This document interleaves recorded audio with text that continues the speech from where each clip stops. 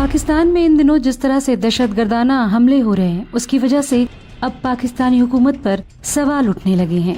گزشتہ جمعرات کو ایک بار پھر پاکستان کے پارا چنارا میں دہشت گردوں نے پشاور جانے والی ٹرین میں 45 منٹ تک اندھا دھند فائرنگ کی، جس میں 41 افراد جاں بحق اور 45 زخمی ہو گئے تھے، جبکہ دہشت گردوں نے گن پوائنٹ پر بہت سے مسافروں کو اغوا بھی کر لیا تھا اور یہ ساری واردات سیکورٹی فورسز کی موجودگی میں دہشت گردوں نے انجام دی تھی۔ اس واردات کے بعد پاکستان کے علاوہ دوسرے ملکوں میں بھی غم و غصہ دیکھنے کو ملا۔ ایک طرف جہاں پاکستان کے مختلف شہروں میں بند اور مظاہرے کیے گئے اور نہتے مسافروں پر ظلم و بربریت کی مذمت کی گئی، تو دوسری طرف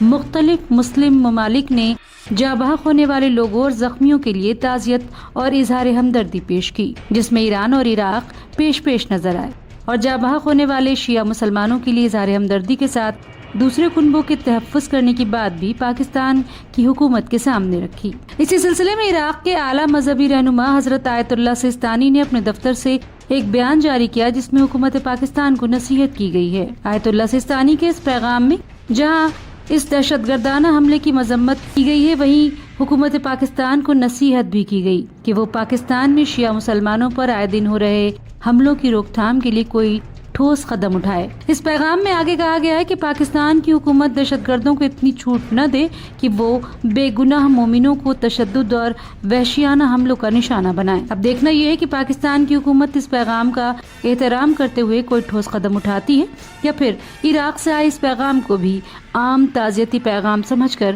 نظر انداز کر دیتی ہے۔